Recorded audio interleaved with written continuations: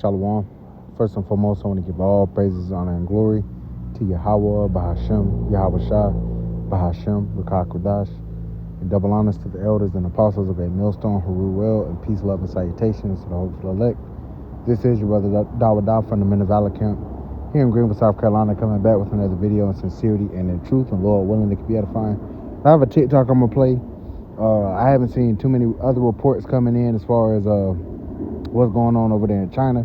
All right, of course, you're dealing with a different news media and everything, so America isn't always so quick to tell you what's going on over there. But I have a TikTok with some information on concerning bank failures going on in China right now and how that can affect the global economy overall. Right, and you can see a trickle effect because the Chinese economy, man, is one of the strongest in the world, and once they begin to crumble, all right, America definitely isn't far behind it.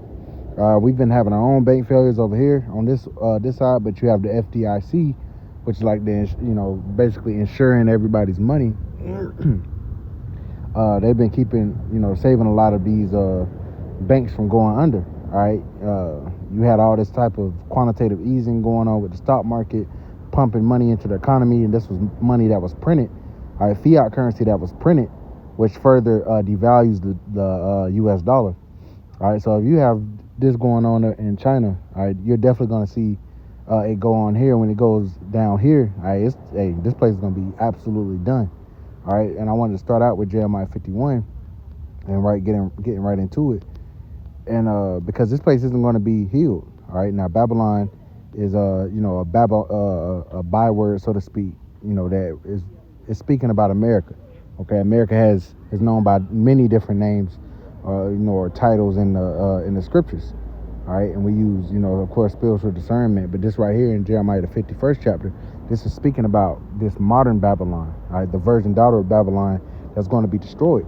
And people are going to try to do, the rulers of this kingdom will try to do everything to offset prophecy, try to do everything to keep America from sinking, but you're not going to be able to do anything. All right, so this is pretty much what this is going into. So let's get right into it. We all know the scriptures, but let's bring it out for edification purposes. This is Jeremiah chapter 51 and verse 6. It says, "Flee out of the midst of Babylon and deliver every man his soul." Now this is a spiritual departure. All right, this doesn't mean go buy a ticket, on Fly Emirates or something and leave and fly somewhere.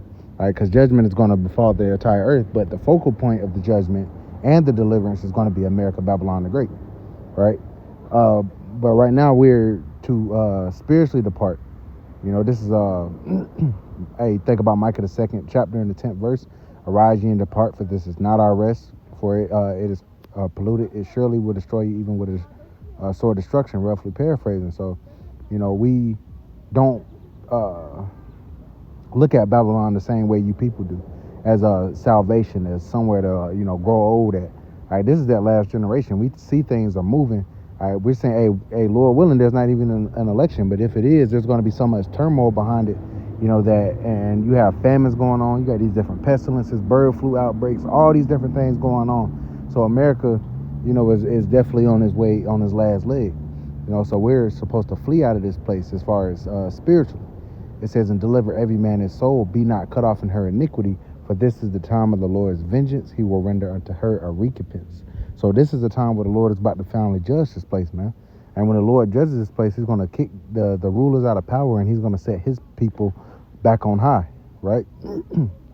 Verse 7, "Babylon have been a golden cup in the Lord's hand that made all the earth drunken," right? America pushes philosophies upon the whole world. All right, made all the world drunk, in this Babylon drink, man. All right, all type of sodomy, all type of perverseness that Esau has pushed throughout the whole world. All right, this has been the focal point for it. This is the standard. It says, "Babylon have been a golden cup in the Lord's hand that made all the earth drunken. The nations have drunken of her wine, therefore the nations are mad." So they're going to receive likewise punishment because, they don't understand it, or they might understand it. This was a place, the only reason this place was so great, one was because the Heavenly Father made it great, but it was made great off of the back of Jake. All right, so-called Negroes, Latinos, and Native Americans, man. All right, it was riches gotten by the sea. And the scriptures speak about that in the book of Sirach, I want to say. Because of unrighteous dealings, injuries, and riches got by deceit, the kingdom is translated from one people to another. So we are at the end of this man's kingdom, all right, and the beginning of ours. All right, when Esau, the scripture says Esau is the end of the world, Jacob is the beginning of it that follows, right?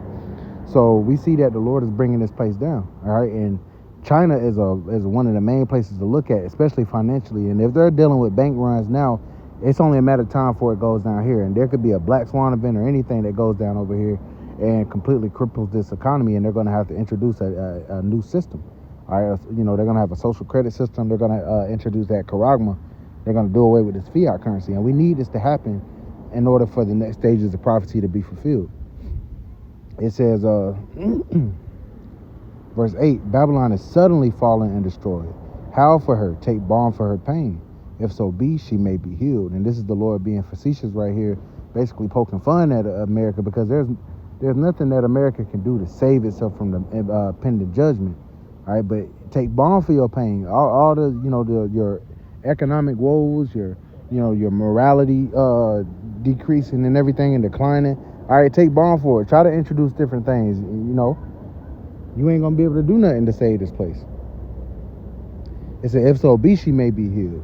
Verse 9, we would have healed Babylon, but she is not healed. Forsake her, and let us go every one into his own country. For her judgment reacheth unto heaven, and is lifted up even to the sky. So, forsake this bitch. All right, spiritually. All right, now we know there's going to be a physical us getting taken up out of here. You know, come up hither and whatnot. But right now is we're emotionally, mentally, you know, detaching from this place. All right, because there's no salvation here. We're not going to get rich here. We're not going to have no American dream here. All right, this was the place of our punishment. All right, we've acknowledged our offenses. We're returning back to Yahweh Shem Shai, and the Lord is calling his elect. All right, and everybody else is going to be shut out of that spiritual ark. So something to look at, you know, and we know one of the big pillars as far as this place being taken down is going to be on the economic level. So let's see what's going on in China real quick.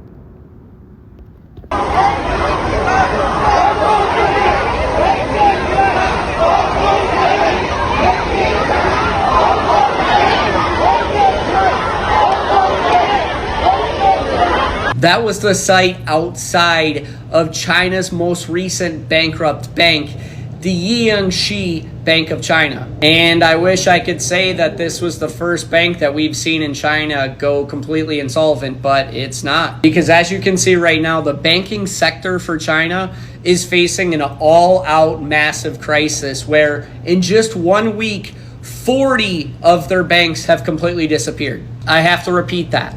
40 banks have collapsed in 1 week in China. I mean, that is just total catastrophe for that entire economy. And I wish I could say that the Jiangxi Bank was just a small local regional bank, but it's not. Because as you can see, they were the 44th biggest bank in all of China in 2023. Now the question becomes, what's the root cause of all of these banks collapsing at the same time?